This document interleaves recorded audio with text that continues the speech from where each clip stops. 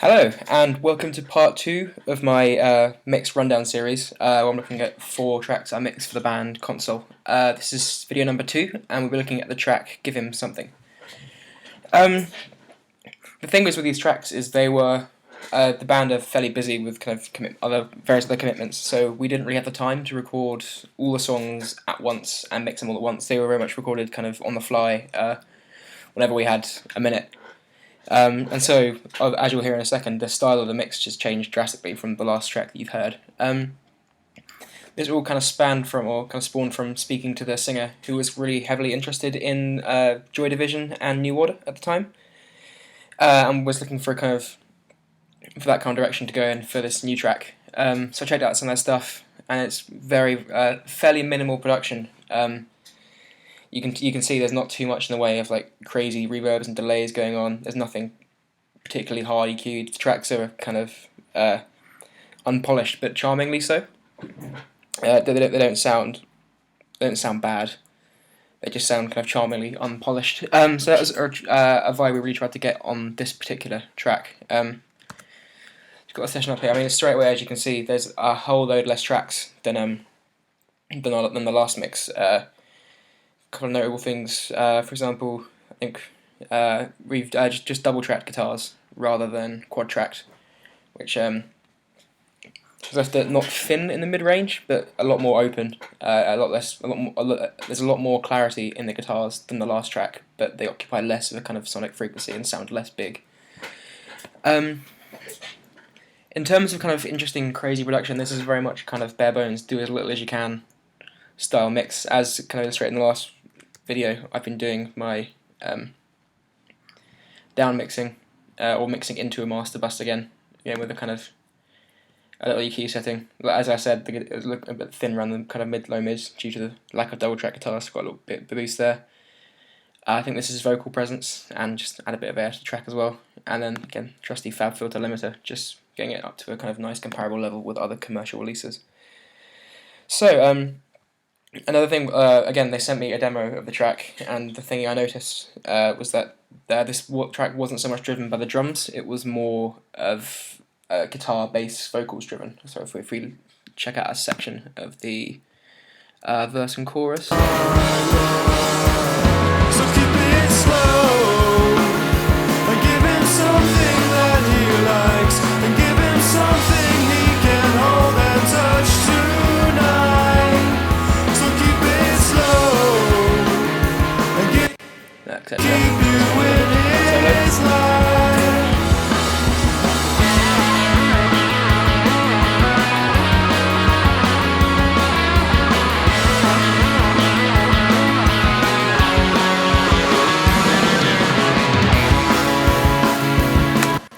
Yeah, as you can hear, mainly kind of guitar, organ, and bass and vocals focused, which meant I changed my approach to mixing the drums in this instance quite a lot. Listening to a lot of Joy Division and New Order tracks, the drums sounded spacious, but not too kind of reverby and not too heavily produced, which you can hear by the kind of, as opposed to the last track, kind of indiscrepancies and snare velocities. And just generally a less polished sound. If we kind of zoom in and have a little look-see. These are my drum tracks. I've got my kind of standard setup, so I've got a drum bus, just that all the drums are feeding to with a touch of compression onto it. My parallel compression bus, and a sum of the two, just to overall level and gain control. If we listen to the drums, especially in the intro, I've mixed mainly something actually quite new for me. Actually, I tend to mix off the shells, bring in some overheads for stereo width and cymbal panning, etc., and then use the room mic mainly for just a kind of beefy fat tone. But for this track, I sort of decided to base my drum sound off of the room mic and introduce the overheads with a quite an extreme low cut rather. Just again to get the kind of stereo width in the upper frequencies and get the cymbals in, and using the shell mic, the kind of actual close drum mics, merely to augment the tone of the room. Again, that can be seen where I've got it all going to drum reverb, but only the hall mic and the snare top are going to this reverb. Again, it's not going off kind of Joy Division type sound. It's not a particularly spacious reverb. It's not putting the drums in a place, as it were. You know it's a reverb. It sounds like a reverb, and because of this, rather than using kind of IRL, which I stick to pretty religiously, I've actually used TrueVerb, again also by Waves, but with a lot kind of. They sound a lot weirder. So if we give the drum tone a check out.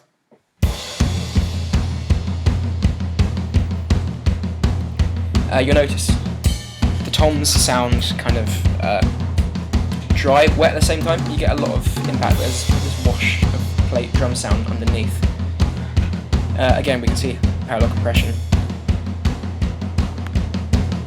Really bringing out, especially the floor tom at the low end. So this all makes for a pretty solid backbeat to the track, but without drawing too much focus away from the rest of the instruments. As you can see, like I've got so much less processing on the snare track than before. I mean, the plugins are down about here on the last one. Yeah. So again from the demo, I noticed this keyboard part that was bedded down really low in the mix in the demo, and I just thought it sounded amazing. So what I wanted to do with this mix was to kind of accent the keyboard part. My phone went off there. Yeah, so I based a lot of this mix off the keyboard. I think my approach was to get a rough drum level going, get a vocal level kind of competing with the drums, then introduce the organ sound, and then fill that out with the guitars rather than, because they are quite a guitar-driven band, and I did feel a bit sorry for the keyboard player in this one. One really annoying thing I found, especially with the organ sound we used for this track, was they have a nasty habit of occupying the entire spectrum of the frequency range without really standing out anywhere. So when mixed, they tend to it's easy to get them lost. They're either way too loud or way too quiet with very little in between. Listen to it here. To combat that, I've used the saturation knob by Softtube to add some kind of crunch in the kind of mids and upper mids, which combined with the swell gives it a lot more bite and seems to cut through the mix. And give him something that he likes, and give him something he can hold and so keep it slow. It's also especially noticeable, this kind of stabbing motif it has in the second verse, comes in here. Shame, but I like you away. You say I'm wrapped around your legs, so finger. It's a matter of minutes, so you pull that trigger. I know you too well, ma.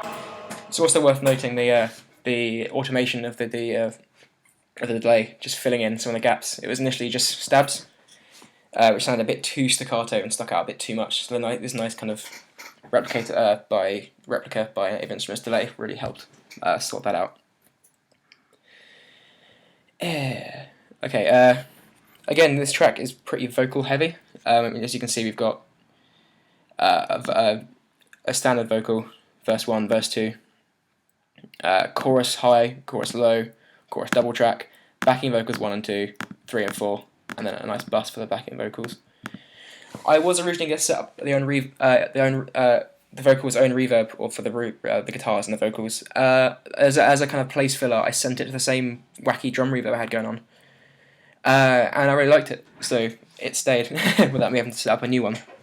So if we listen to all the vocals in the chorus, we've got some pretty decent layering going on, especially in the last chorus here. We've got actually.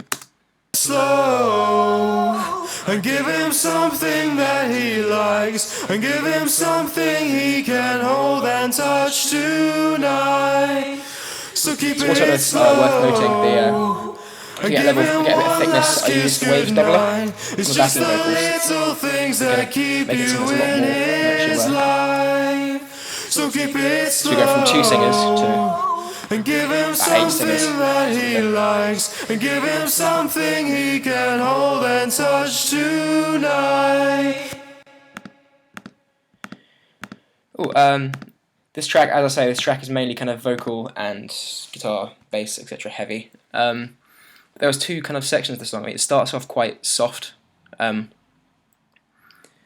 as you can see, with a kind of just until you fairly love intimate each sounding other. vocal The falling and pain means that single you guitar. won't stay. I'd say it's a shame, but I love Compared to the second verse, we got 16 hi-hats and crazy keyboard rhythms. And you won't stay. I'd say it's a shame.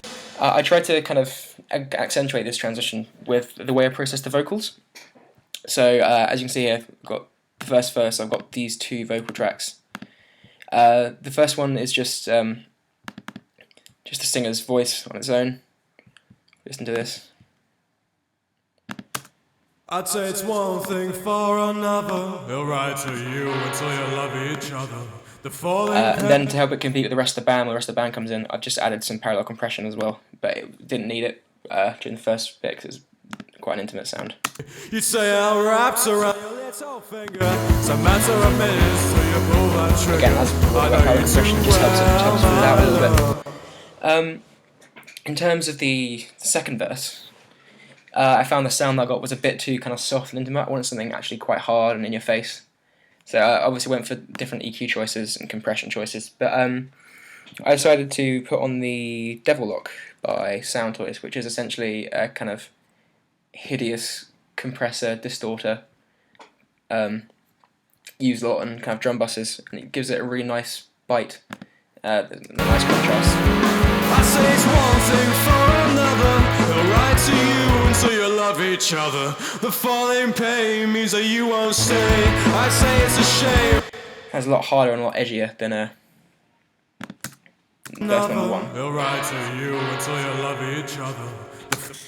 It's worth noting as well that I avoided any kind of use of auto-tune software for this track purely because I wanted to, me and the band sort of decided to just keep it very raw.